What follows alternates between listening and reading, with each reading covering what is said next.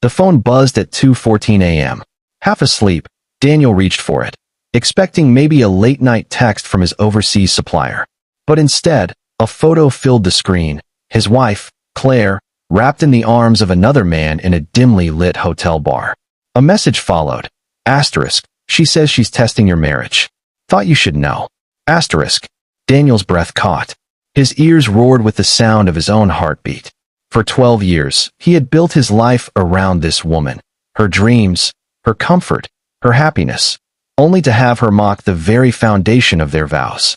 And now she was on a week-long girls' trip that had apparently turned into a lover's escape with this so-called friend. As the anger boiled, one thought repeated in his mind, sharp and poisonous. If she wants a test, I'll make sure she fails. The first days after the photo were a blur of cold fury. Daniel went through the motions, meetings, deadlines, polite nods, but his mind lived somewhere else entirely, replaying every smile, every kiss, every "I love you" she had ever given him, now feeling like a knife twisted into his ribs. He didn't confront her. Not yet. That would be too easy for her, too quick. Instead, he started digging. Through a friend in airport security, he tracked her flight bookings.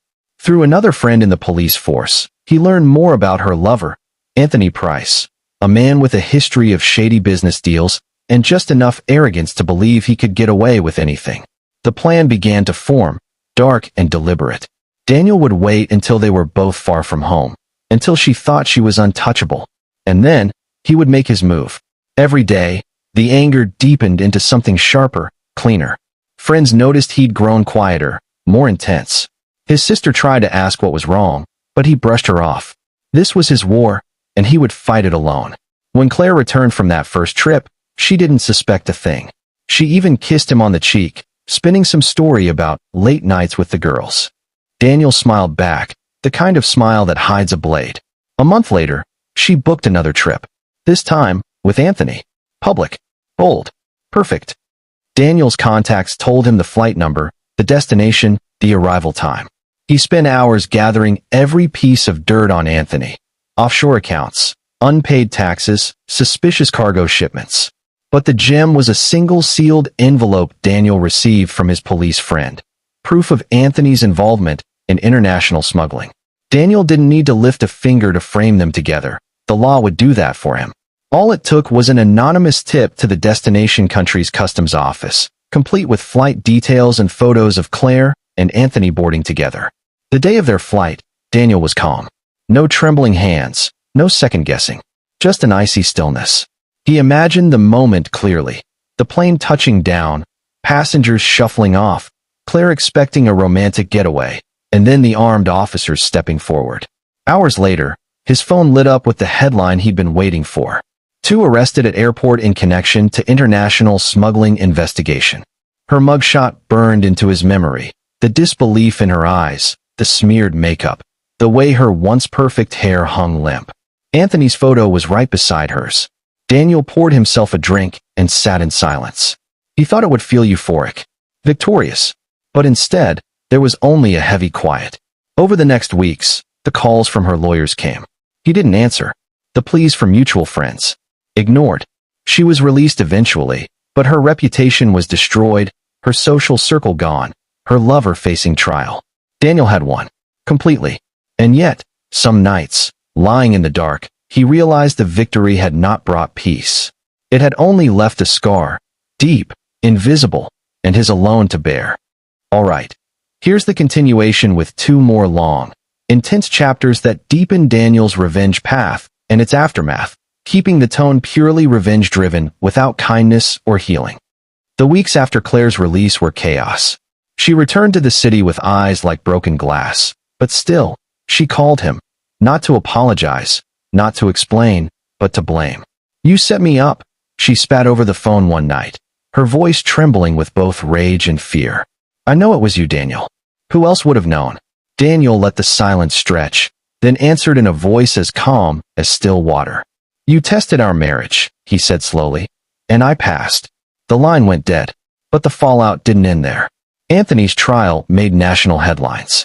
His smug grin from old social media photos was replaced by a pale, sunken face as he stood in court, shackled, listening to charges that could bury him for decades.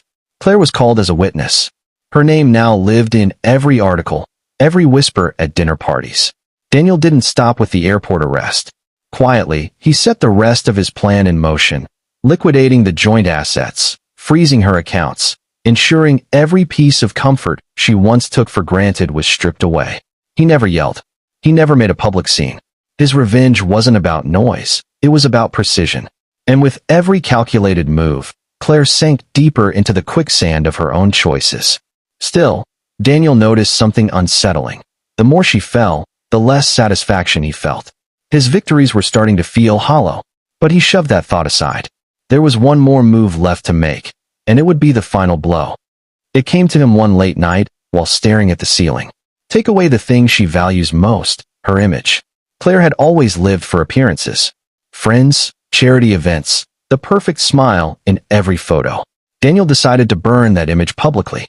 He compiled every piece of evidence from her affair, the hotel photos, the text she'd sent to Anthony calling Daniel boring, even recordings from the security system she didn't know he'd installed. Then, with the precision of a surgeon, he sent it all anonymously to the local society blog and a few major gossip pages. Within hours, the story went viral in their social circles. Former socialite Claire Harris caught in international scandal, affair exposed. Her phone stopped ringing. The invitations vanished. She became a ghost in the same city where she once thrived. One evening, Daniel saw her by chance at a small grocery store. She looked thinner, her hair unkempt, her eyes darting away when she noticed him. No confrontation. No words. Just two people whose history had turned into a silent battlefield. Driving away, Daniel realized something he hadn't expected. He didn't feel joy. He didn't feel sadness either. Just emptiness. Revenge had been his fuel for months, but now the tank was dry, and all that remained was the cold road ahead. He had destroyed her completely, but in the process, he had become someone he no longer recognized. Someone who smiled less, trusted no one, and measured people only by how easily they could be ruined.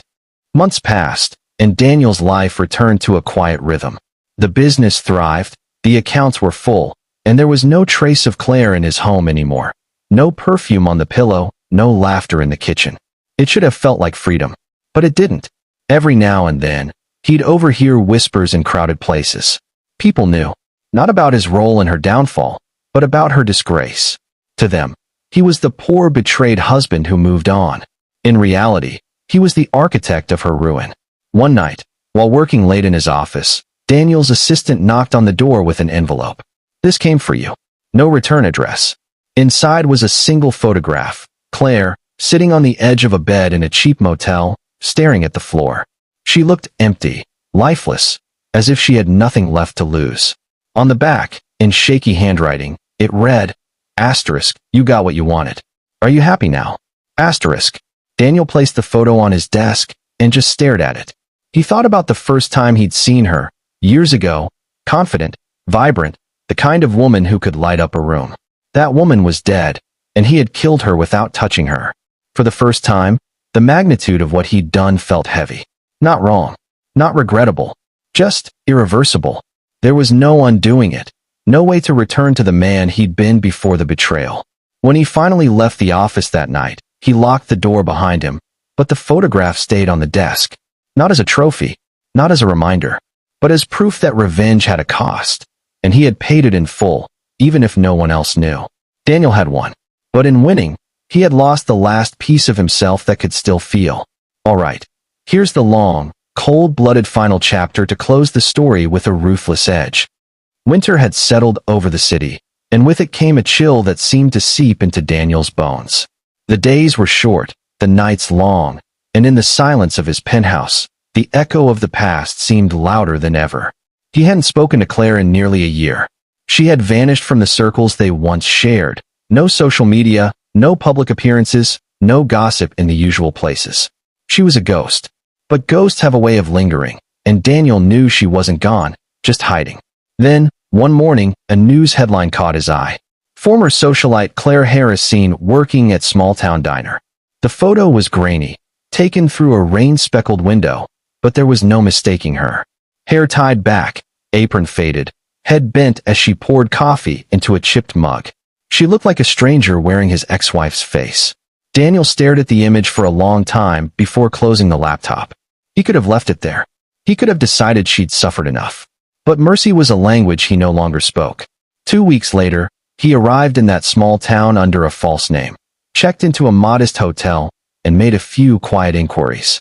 It didn't take long to learn her routine, opening shifts at the diner, walking home along the same dimly lit street, renting a cramped room above an old bookstore. On the third night, he walked into the diner. She froze the moment she saw him, her hand tightening on the coffee pot until it trembled. For a second, he saw fear and something else. "You've ruined everything," she whispered when she brought his cup to the table, her voice barely audible. Daniel didn't blink. "Not everything," he replied, leaning forward. "You still have your breath. For now." The words weren't a threat, but they landed like one. She stood there for a moment longer before walking away, her steps unsteady. He stayed until closing, never taking his eyes off her. Not because he intended to harm her physically. No, that would be too simple. But because he wanted her to live every day knowing that no matter how far she ran, he could find her. That her life would never again be truly hers. When he finally left the diner that night, he knew this was the real revenge. Not the public humiliation, not the arrest, not the financial ruin, but the quiet, unending reminder that her betrayer was still out there, watching. Daniel didn't need to see her again. The seed of fear was planted. And like all seeds, he knew it would grow. Walking back to his hotel through the icy streets, Daniel felt no joy, no peace, only the steady, familiar emptiness. He had not just destroyed her life. He had become the shadow that would haunt the rest of it. And that was enough. Moral of the story: revenge may destroy your enemy, but it will also chain you to their shadow forever.